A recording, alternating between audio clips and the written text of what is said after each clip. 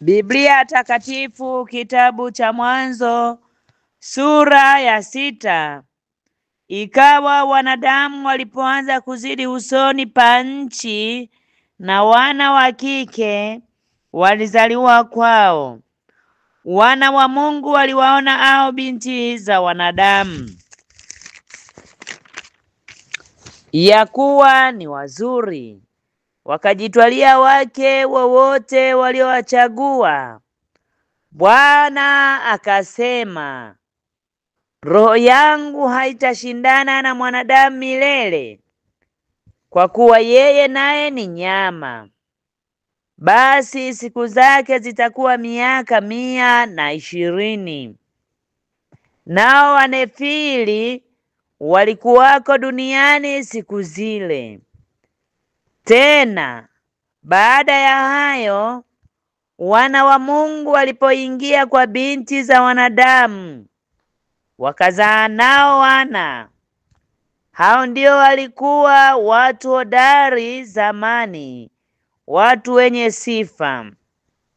Bwana akaona ya kuwa maovu ya mwanadamu ni makubwa duniani, na kwamba kila kusudi analowaza moyoni mwake ni baya tu siku zote. Bwana akaghairi kwa kuwa amemfanya mwanadamu duniani, akahuzunika moyo. Bwana akasema, nitamfutilia mbali mwanadamu niliyemuumba usoni pa nchi, mwanadamu na mnyama na kitambaacho na ndege wa angani, kwa maana na ghairi ya kwamba nimewafanya. Lakini Nuhu akapata neema machoni pa Bwana. Hivi ndivyo vizazi vya Nuhu. Nuhu alikuwa mtu wa haki, mkamilifu katika vizazi vyake. Nuhu alikwenda pamoja na Mungu. Nuhu akazaa wana 3 wa kiume, Shemu na Hamu na Yafethi. Dunia ikaharibika mbele za Mungu, dunia ikajaa dhuluma. Mungu akaiona dunia, na tazama, imeharibika, maana kila mwenye mwili amejiharibia njia yake duniani. Mungu akamwambia Nuhu, mwisho wa kila mwenye mwili umekuja mbele zangu, kwa sababu wameijaza dunia dhuluma, basi nitawaharibu pamoja na dunia. Ujifanyie safina ya mti wa mvinje, fanya na vyumba ndani ya safina, ukaifunike ndani na nje kwa lami. Hivi ndivyo utakavyoifanya: mikono 300 urefu wa safina, mikono 50 upana wake, na mikono 30 kwenda juu kwake. Uifanyie safina mwangaza, ukaumalize juu kiasi cha mkono mmoja. Ukautie mlango wa safina katika ubavu wake. Ukaifanyie dari 3, ya chini, ya pili na ya 3. Na tazama, nitaleta gharika ya maji juu ya nchi, niharibu kila kitu chenye mwili na pumzi ya uhai, kisiwepo chini ya mbingu. Kila kilichoko duniani kitakufa. Lakini nitafanya agano langu nawe, kuwa thabiti, nawe utaingia katika safina, wewe na wanao na mkeo na wake za wanao pamoja nawe, na katika kila kilicho hai chenye mwili. Wawili wa kila namna utawaleta ndani ya safina kuwahifadhi pamoja nawe, wawe mme na mke. Katika vyote virukavyo kwa jinsi yake, na kila namna ya mnyama kwa jinsi yake, kila kitambacho juu ya nchi kwa jinsi yake. Wawili wa kila namna watakuja kwako ili uwahifadhi. Ukajitwalie chakula cha kila namna kinacholika, ukakusanye, nacho kitakuwa ni chakula chenu na chao. Ndivyo alivyofanya Nuhu, sawasawa na vyote alivyomwamuru Mungu, hivyo ndivyo alivyofanya. Neno la Bwana. Biblia Takatifu, kitabu cha Mwanzo sura ya 6. Ikawa wanadamu walipoanza kuzidi usoni pa nchi, na wana wa kike walizaliwa kwao, wana wa Mungu waliwaona hao binti za wanadamu ya kuwa ni wazuri, wakajitwalia wake wowote waliowachagua. Bwana akasema, roho yangu haitashindana na mwanadamu milele, kwa kuwa yeye naye ni nyama. Basi siku zake zitakuwa miaka 120. Nao Wanefili walikuwako duniani siku zile. Tena baada ya hayo, wana wa Mungu walipoingia kwa binti za wanadamu, wakazaa nao wana. Hao ndio walikuwa watu hodari zamani, watu wenye sifa. Bwana akaona ya kuwa maovu ya mwanadamu ni makubwa duniani, na kwamba kila kusudi analowaza moyoni mwake ni baya tu siku zote. Bwana akaghairi kwa kuwa amemfanya mwanadamu duniani, akahuzunika moyo. Bwana akasema, nitamfutilia mbali mwanadamu niliyemuumba usoni pa nchi, mwanadamu na mnyama na kitambaacho na ndege wa angani, kwa maana na ghairi ya kwamba nimewafanya. Lakini Nuhu akapata neema machoni pa Bwana. Hivi ndivyo vizazi vya Nuhu. Nuhu alikuwa mtu wa haki, mkamilifu katika vizazi vyake. Nuhu alikwenda pamoja na Mungu. Nuhu akazaa wana 3 wa kiume, Shemu na Hamu na Yafethi. Dunia ikaharibika mbele za Mungu, dunia ikajaa dhuluma. Mungu akaiona dunia, na tazama, imeharibika, maana kila mwenye mwili amejiharibia njia yake duniani.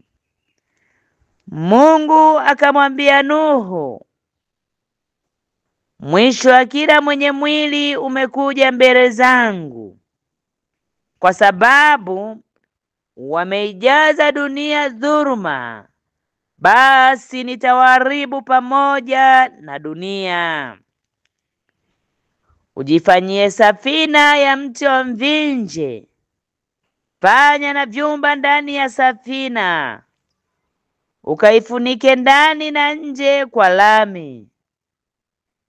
Hivi ndivyo utakavyoifanya: mikono 300 urefu wa safina, mikono 50 upana wake, na mikono 30 kwenda juu kwake. Uifanyie safina mwangaza, ukaumalize juu kiasi cha mkono mmoja. Ukautie mlango wa safina katika ubavu wake.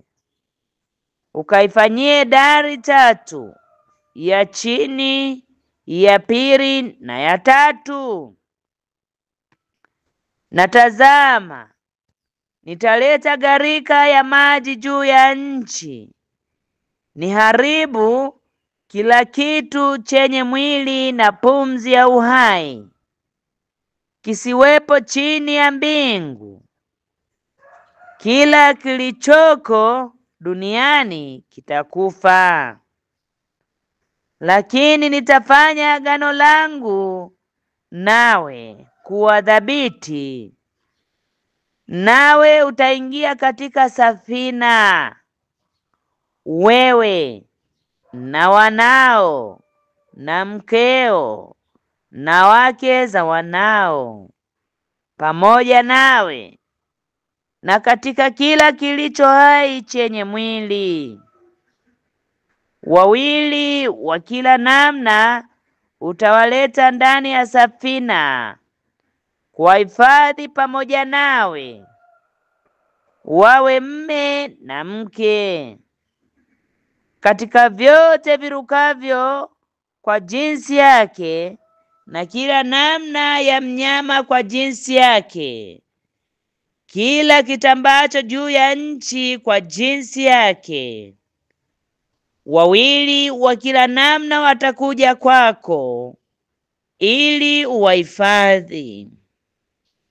Ukajitwalie chakula cha kila namna kinacholika, ukakusanye, nacho kitakuwa ni chakula chenu na chao.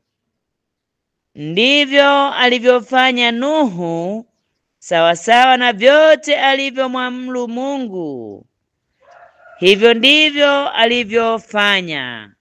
Neno la Bwana. Biblia Takatifu, kitabu cha Mwanzo sura ya 8.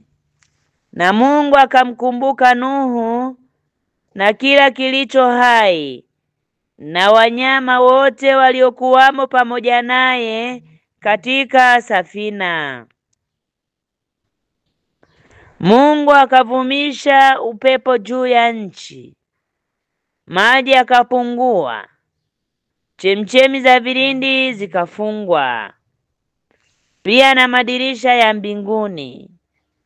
Mvua kutoka mbinguni ikazuiliwa, maji yakadumu kuondoka katika nchi. Na mwisho wa siku 150 maji yakapunguka. Mwezi wa 7, siku ya 17 ya mwezi, safina ikatua juu ya milima ya Ararati. Maji yakapunguka hata mwezi wa 10. Mwezi huo wa 10, siku ya kwanza ya mwezi, vilele vya milima vikaonekana. Ikawa baada ya siku 40, Nuhu akalifungua dirisha la safina alilolifanya, akatoa kunguru, naye akatoka akaenda huko na huko, hata maji yakakauka juu ya nchi. Kisha akatoa njiwa, aone kwamba maji yamepunguka usoni pa nchi. Bali yule njiwa hakuona mahali pa kutua,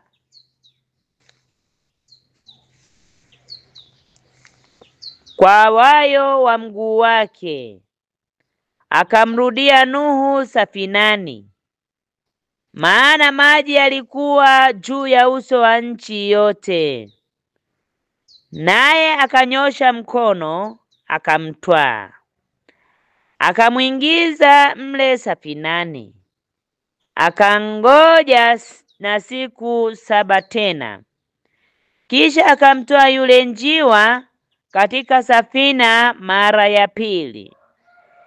Njiwa akamjia jioni, na tazama, alikuwa na jani bichi la mzeituni kinywani mwake, ambalo amelitunda.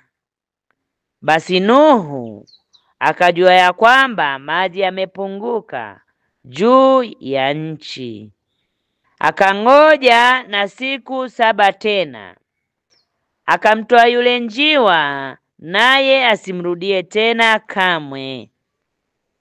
Ikawa mwaka wa 601, mwezi wa kwanza, siku ya kwanza ya mwezi, maji yalikauka juu ya nchi. Nuhu akaondoa kifuniko cha safina, naye akaona, na tazama, uso wa nchi umekauka. Na mwezi wa pili, siku ya 27 ya mwezi, nchi ilikuwa kavu. Mungu akamwambia Nuhu akisema, toka katika safina, wewe na mkeo na wanao na wake za wanao pamoja nawe. Utoe pamoja nawe kila kilicho hai kilichomo pamoja nawe, chenye mwili, ndege na mnyama, na kila kitambaacho chenye kutambaa juu ya nchi. Wajae katika nchi wawe na uzazi, wakaongezeke katika nchi.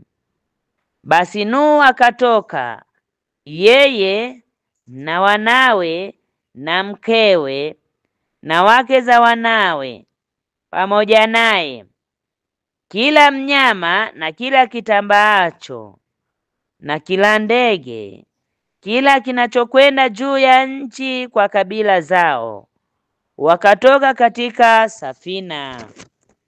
Nuhu akamjengea Bwana madhabahu, akatwaa katika kila mnyama aliye safi na katika kila ndege aliye safi, akavitoa sadaka za kuteketezwa juu ya madhabahu. Bwana akasikia harufu ya kumridhisha. Bwana akasema moyoni, sitailaani nchi tena baada ya hayo kwa sababu ya wanadamu, maana mawazo ya moyo wa mwanadamu ni mabaya tangu ujana wake. Wala sitapiga tena baada ya hayo kila kilicho hai kama nilivyofanya. Muda nchi idumpo, majira ya kupanda na mavuno, wakati wa baridi na wakati wa hari, wakati wa kaskazi na wakati wa kusi, mchana na usiku, havitakoma. Neno la Bwana.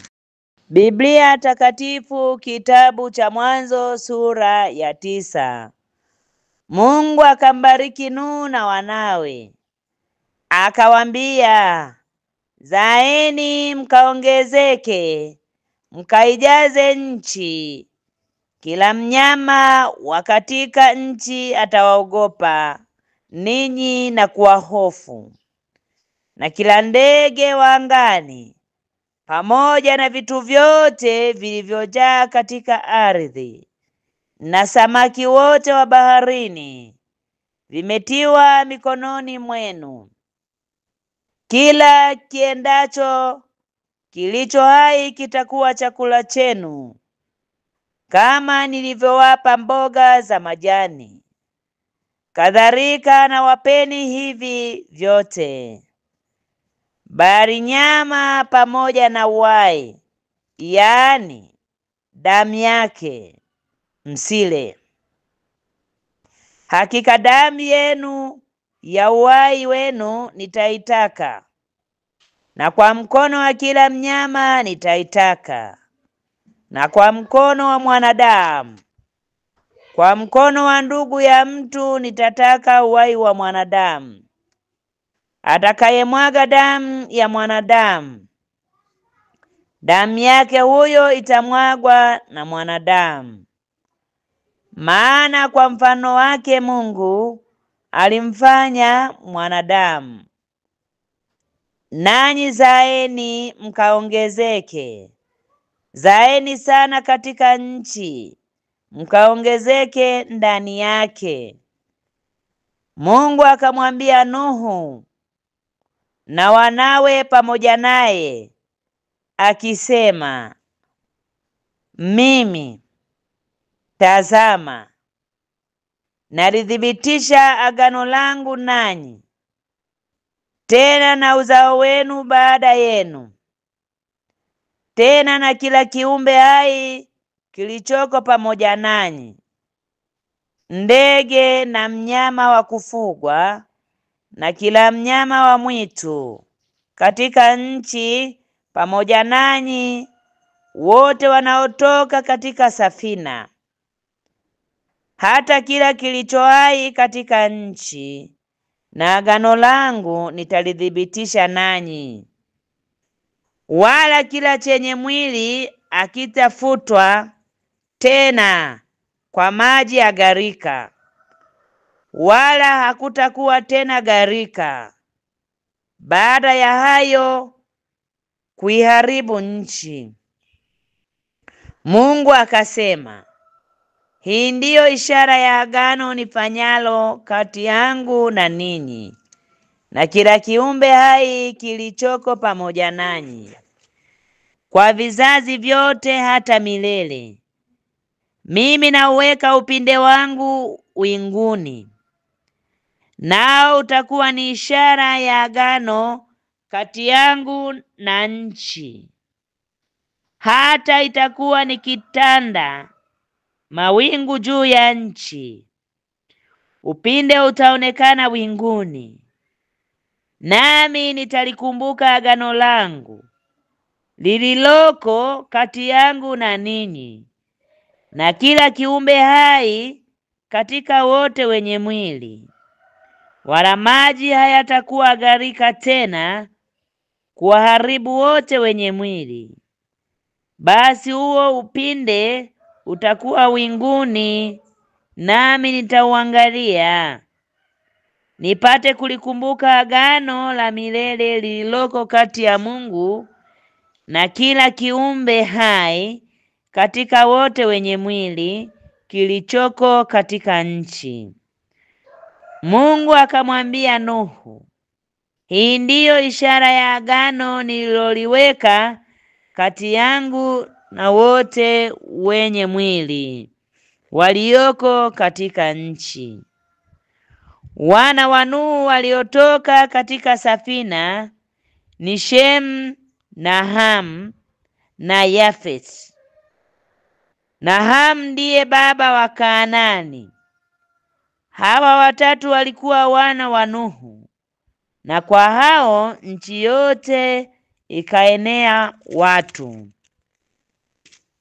Nuhu akaanza kuwa mkulima, akapanda mizabibu, akanywa divai, akalewa, akawa uchi katika hema yake. Hamu baba wa Kanaani akauona uchi wa baba yake, akawaeleza ndugu zake wawili waliokuwa nje, Shemu na Yafeti. Wakatwaa vazi, wakalitanda mabegani mwao wote wawili, wakaenda kinyume kinyume, wakaufunika uchi wa baba yao, na nyuso zao zilielekea nyuma, wala hawakuona uchi wa baba yao. Nuhu akalevuka katika ulevi wake, akajua mwana wake mdogo alivyomtendea. Akasema, na alaaniwe Kanaani, atakuwa mtumwa kabisa kwa ndugu zake. Akasema, na atukuzwe Bwana Mungu wa Shemu, na Kanaani awe mtumwa wake. Mungu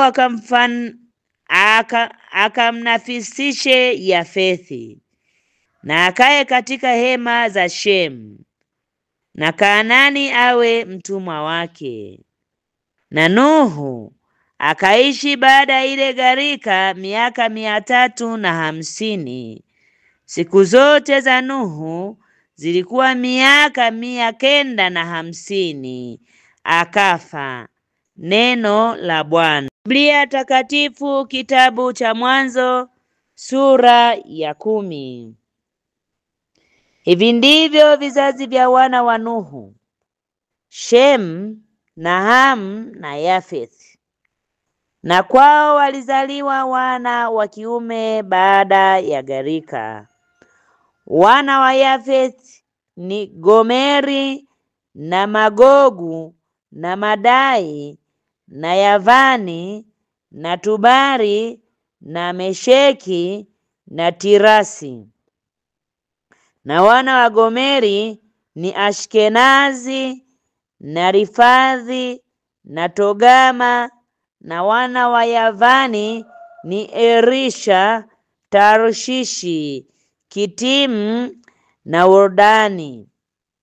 Kwa hao nchi za pwani za mataifa ziligawanyikana kuwa nchi zao, kila moja kwa lugha yake, kwa jamaa zao, kufuata mataifa yao. Na wana wa Hamu ni Kushi na Misri na Putu na Kanaani.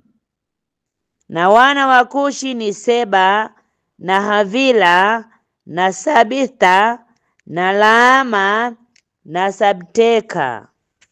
Na wana wa Laama ni Sheba na Dedani. Kushi akamzaa Nimrodi, akaanza kuwa mtu hodari katika nchi. Alikuwa hodari kuwinda wanyama mbele za Bwana. Kwa hiyo watu unena, kama Nimrodi, hodari wa kuwinda wanyama mbele za Bwana.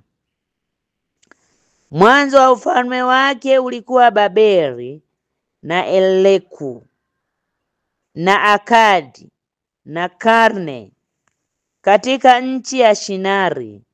Akatoka katika nchi ile akaenda mpaka Ashuru.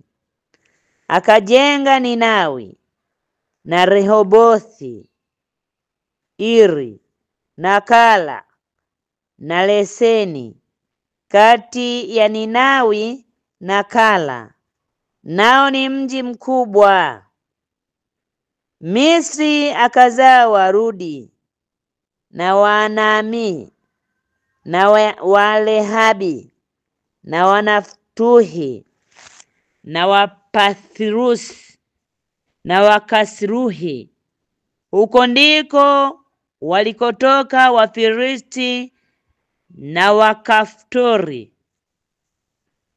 Kanaani akamzaa Sidoni mwanawe wa kwanza, na Hethi na Myebusi na Mwamori na Mgirigashi na Muhivi na Mwariki na Msini na Mwarvadi na Msemari na Mhamathi.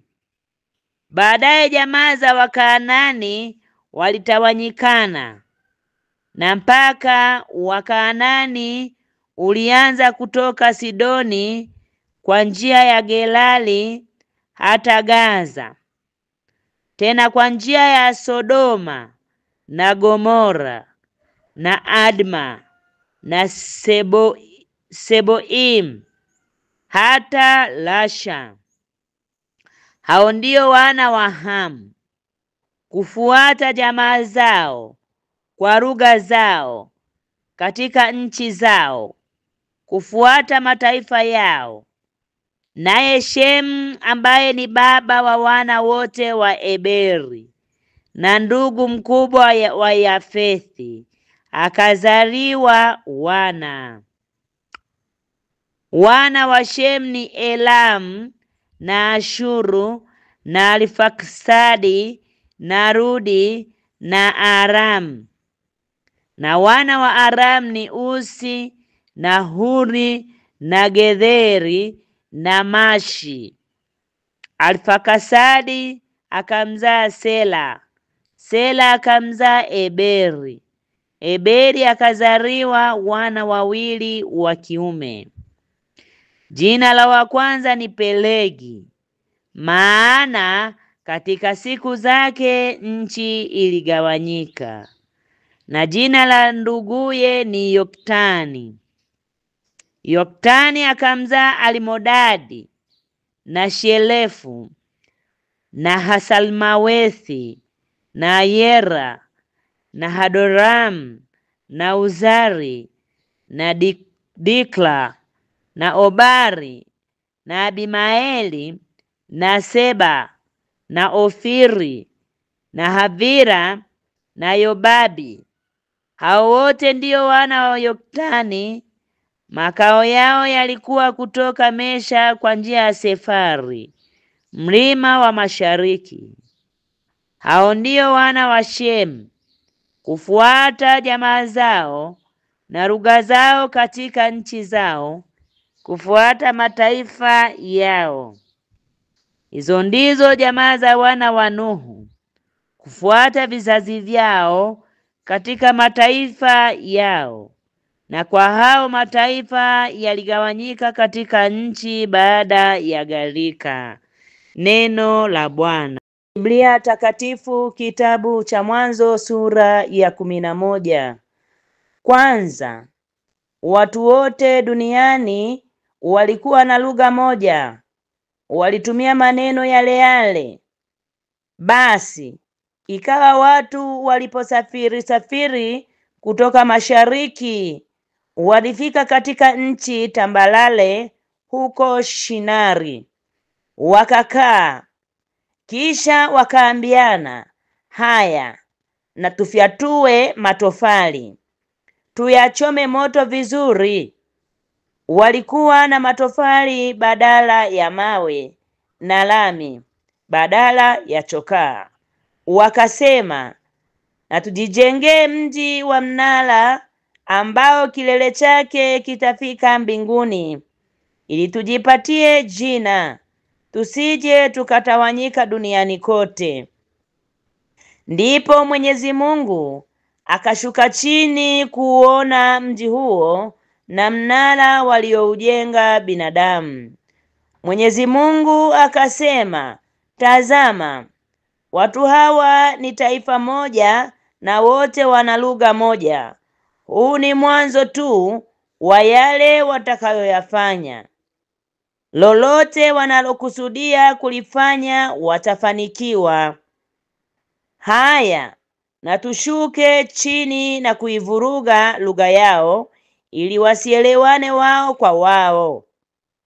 Hivyo Mwenyezi Mungu akawatawanya mahali pote duniani, nao akaacha kujenga ule mji.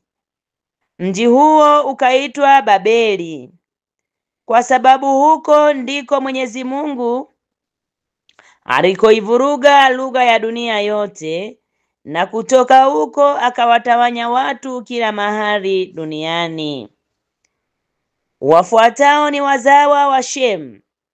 Miaka 2 baada ya ile gharika, Shemu akiwa na umri wa miaka 100 alimzaa Arfaksadi. Baada ya kumzaa Arfaksadi, Shemu aliishi miaka 500 na kupata watoto wengine wa kiume na wa kike. Arfaksadi alipokuwa na umri wa miaka 35 alimzaa Shela. Baada ya kumzaa Shela, Arfaksadi aliishi miaka 403 na kupata watoto wengine wa kiume na wa kike. Shela alipokuwa na umri wa miaka 30 alimzaa Eberi. Baada ya kumzaa Eberi, Shela aliishi miaka 403 na kupata watoto wengine wa kiume na wa kike.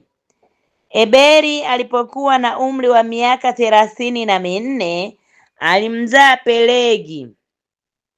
Baada ya kumzaa Pelegi, Eberi aliishi miaka 430 na kupata watoto wengine wa kiume na wa kike.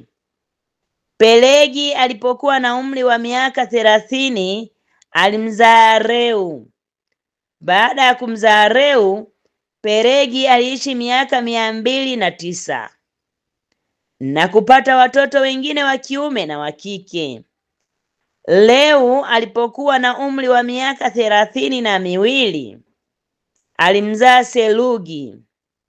Baada ya kumzaa Serugi, Reu aliishi miaka 207 na kupata watoto wengine wa kiume na wa kike. Serugi alipokuwa na umri wa miaka 30 alimzaa Nahori. Baada ya kumzaa Nahori, Serugi aliishi miaka 200 na kupata watoto wengine wa kiume na wa kike. Nahori alipokuwa na umri wa miaka 29 alimzaa Tera. Baada ya kumzaa Tera, Nahori aliishi miaka 119 na kupata watoto wengine wa kiume na wa kike.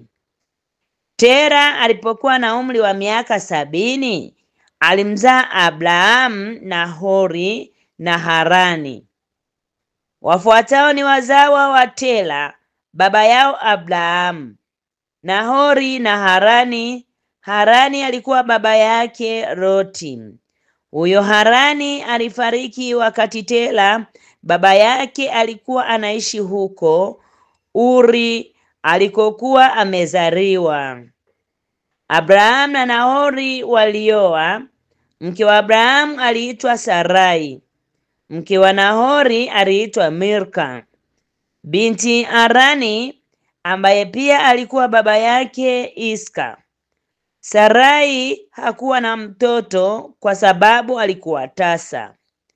Tera akamchukua Abrahamu mwanawe, Loti mjukuu wake aliyekuwa mwanawe Harani, na Sarai mkewe Abrahamu. Wakaondoka wote pamoja toka Uri, mji wa Wakaldayo, kwenda katika nchi ya Kanaani. Lakini walipofika Harani wakakaa. Tera alifariki huko Harani akiwa na umri wa miaka 205. Neno la Bwana. Biblia Takatifu, kitabu cha Mwanzo sura ya 12. Basi Mwenyezi Mungu akamwambia Abrahamu, ondoka katika nchi yako, acha jamaa yako na nyumba ya baba yako, uende katika nchi nitakayokuonesha. Nitakufanya wewe kuwa taifa kubwa, nitakubariki na kulikuza jina lako, nawe uwe baraka. Anayekubariki nitambariki, anayekulaani nitamlaani. Kwako wewe nitayabariki mataifa yote ya dunia. Kwa hiyo Abrahamu akaondoka kama Mwenyezi Mungu alivyomwamuru, na Loti akaenda pamoja naye. Abrahamu alikuwa na umri wa miaka 75 alipotoka Harani. Alimchukua Sarai mkewe na Loti mwana wa ndugu yake pamoja na mali yao yote na watu wote waliokuwa wamejipatia huko Harani. Wakaondoka kuelekea nchi ya Kanaani. Walipoingia nchini Kanaani, Abrahamu akapita katikati ya nchi mpaka Shekemu, mahali patakatifu, penye mti wa mwaroni wa More. Wakati huo Wakanaani walikuwa ndio wenyeji wa nchi hiyo. Ndipo Mwenyezi Mungu akamtokea Abrahamu akamwambia, wazawa wako nitawapa nchi hii. Basi Abrahamu akajenga madhabahu kwa ajili ya Mwenyezi Mungu aliyemtokea.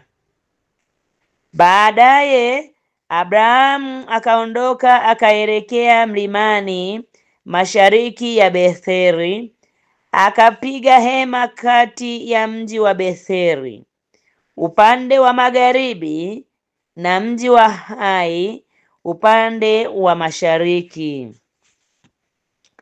Hapo pia akamjengea Mwenyezi Mungu madhabahu na kumwomba kwa jina lake. Kisha Abrahamu akaendelea kusafiri kuelekea upande wa Negebu. Wakati huo njaa ilitokea nchini. Njaa hiyo ilikuwa kali, hivyo Abrahamu akalazimika kwenda Misri kukaa huko kwa muda. Alipokaribia Misri, Abrahamu alimwambia Sarai mkewe, najua kuwa wewe ni mwanamke mzuri na wa kuvutia. Wamisri watakapokuona watasema, huyu ni mkewe. Kisha wataniua, lakini wewe watakuacha hai. Basi uambie kuwa wewe ni dada yangu, ili mambo yaniendee vema, niachwe niishi kwa ajili yako. Basi Abrahamu alipowasili nchini Misri, wenyeji wa huko walimuona Sarai kuwa ni mwanamke mzuri sana. Maofisa wa Farao walipomwona Sarai wakamsifia kwa Farao. Basi Sarai akapelekwa nyumbani kwa Farao. Basi kwa ajili yake Farao alimfadhili Abrahamu, akampa kondoo, ng'ombe, punda dume, watumishi wa kiume na wa kike, punda jike na ngamia. Lakini Mwenyezi Mungu akamtesa Farao na watu wote wa nyumba yake kwa mapigo makali kwa sababu ya Sarai mkewe Abrahamu. Farao akamwita Abrahamu akamuuliza, ni kitu gani hiki ulichonitendea? Mbona hukunijulisha kwamba Sarai ni mkeo? Kwa nini ulisema ni dada yako hata nikamchukua kuwa mke wangu? Basi sasa mkeo huyo, mchukue uende zako. Kisha Farao aliwaamuru watu wake, nao wakamsindikiza Abrahamu njiani akiwa na mke wake na mali yake yote. Neno la Bwana. Biblia Takatifu, kitabu cha Mwanzo sura ya 13. Abrahamu akarudi kutoka Misri, akaingia upande wa Negebu. Alikuwa na mkewe na mali yake yote pamoja na Loti. Wakati huo Abrahamu alikuwa ametajirika sana. Alikuwa na mifugo, fedha na dhahabu.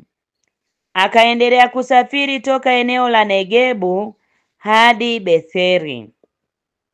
Alifika mahali alipokuwa amepiga kambi ya hema hapo awali, kati ya Betheli na Ai, mahali ambapo alikuwa amejenga madhabahu.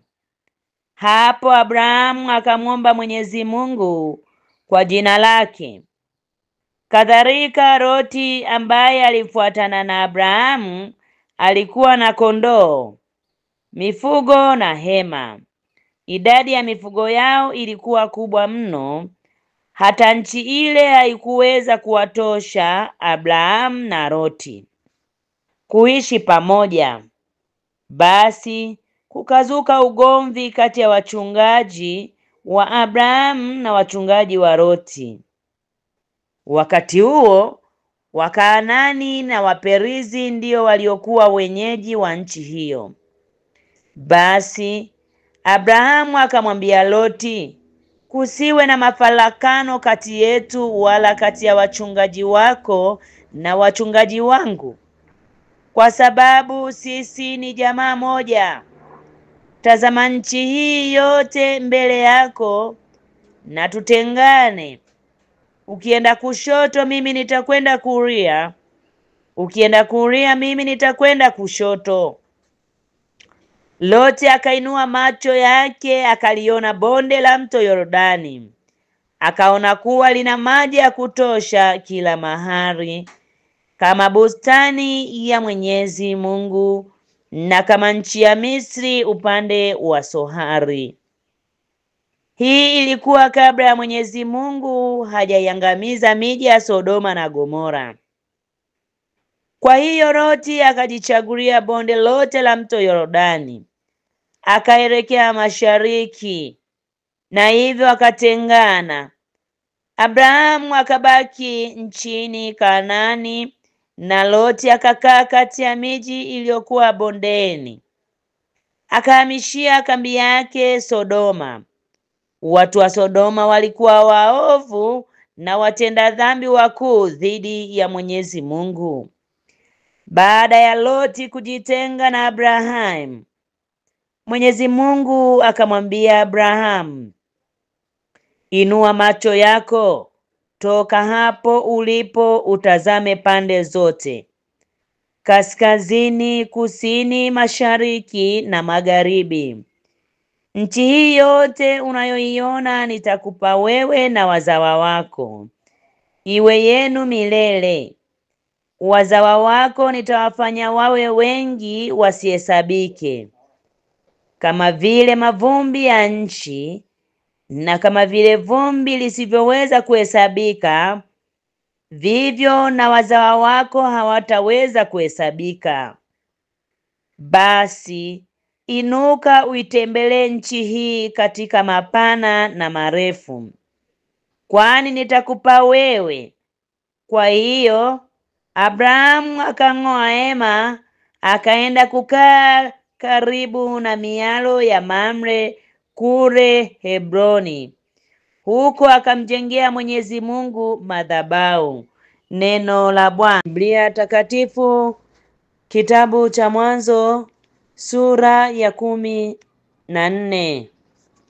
Wakati huo mfalme Amrapheli wa Shinari, mfalme Arioko wa Alasari, mfalme Kedorlaomeri wa Elamu na mfalme Tidali wa Goimu walipigana vita dhidi ya Bela mfalme wa Sodoma, dhidi ya Birisha mfalme wa Gomora, Shinabu mfalme wa Adima, Shemeberi mfalme wa Seboimu, na dhidi ya mfalme wa Bela, yaani Sohari.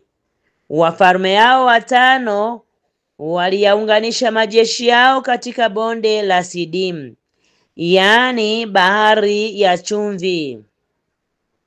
Kwa muda wa miaka 12 walikuwa wakimtii mfalme wa Kedorlaomeri, lakini mnamo mwaka wa 13 walimwasi. Mnamo mwaka wa 14 mfalme wa Kedorlaomeri na wale wafalme wenzake walikuja na kuwashinda watu wa Refaimu huko Ashtarothi Karnaimu, na Wazuzi huko Hamu, na Waeni huko Shawe Kiriathaimu, na Wahori huko mlimani kwao Seiri. Wakawafukuza hadi Elpafalamu. mpakani mwa jangwa. Kisha wakarudi nyuma mpaka Enmashipati, yaani Kadeshi. Wakaipiga nchi yote ya Wamaleki na kuwashinda Waamori waliokaa Hasasoni Tamari. Ndipo mfalme wa Sodoma, mfalme wa Gomora, mfalme wa Adima, mfalme wa Seboimu na mfalme wa Bela, yaani Soari, wakaingia vitani katika bonde la Sidimu kupigana na Kedori Omeri mfalme wa Elamu, Tidali mfalme wa Goimu, Amrafeli mfalme wa Shinari na Arioko mfalme wa Elasari, wafalme wanne dhidi ya wafalme watano. Bonde la Sidimu lilikuwa limejaa mashimo ya lami. Kwa hiyo wafalme wa Sodoma na Gomora walipokuwa wakikimbia vita wakadumbukia humo, lakini wengine wakatokea mlimani. Basi wale walioshinda wakateka maji yote ya Sodoma na Gomora, kadhalika na mazao yao wakaenda zao. Walimteka hati Loti mwana wa nduguye Abrahamu aliyekuwa anakaa Sodoma, pamoja na mali yake wakaenda zao. Mtu mmoja aliyeponyoka akaenda kumwarifu yule Mwebrania Abrahamu, ambaye alikuwa anaishi karibu na mialoni ya Mwamori Mamre. Mamre alikuwa ndugu yake Eshkoli na Aneri. Wote walikuwa wamefanya agano na Abrahamu. Abrahamu alipopata habari kwamba mpwa wake amechukuliwa mateka, akatoka na watu wake stadi 318 waliozaliwa katika nyumba yake, akawafuata adui mpaka Dani. Huko akaligawa jeshi lake katika makundi usiku, akawashambulia adui zake, akawashinda na kuwafukuza hadi Hoba, kaskazini mwa Damasko. Basi Abrahamu akaikomboa mali yote iliyotekwa na adui na kumkomboa Loti mpwa wake, mali yake pamoja na wanawake na watu wengine. Abrahamu aliporudi baada ya kumshinda mfalme Kedorilaomeri na wenzake, mfalme wa Sodoma alitoka kwenda kumlaki katika bonde la Shawe, yaani bonde la mfalme. Naye Melkisedeki mfalme wa mji wa Salemu, ambaye alikuwa kuhani wa Mungu mkuu, akaleta mkate na divai, akambariki Abrahamu akisema, Abrahamu na abarikiwe na Mungu mkuu, muumba wa mbingu na dunia, na atukuzwe Mungu mkuu aliyewatia adui zako mikononi mwako. Naye Abrahamu akampa Melkisedeki mchango wake, sehemu ya 10 ya vitu vyote alivyokuwa navyo. Mfalme wa Sodoma akamwambia Abrahamu, nipe hao watu, lakini jichukulie mali yote wewe mwenyewe. Lakini Abrahamu akamwambia mfalme wa Sodoma, naapa kwa Mwenyezi Mungu, Mungu mkuu aliyeumba mbingu na dunia, kwamba sitachukua uzi au kamba ya kiatu wala chochote kilicho chako, sije ukajivuna na kusema kwamba umenitajirisha. Basi sitachukua chochote isipokuwa tu vile vitu vijana wangu walivyokula, na sehemu ya wale waliokuwa pamoja nami, Aneri, Eshkoli na Mamre, ambao wana haki nayo. Neno la Bwana.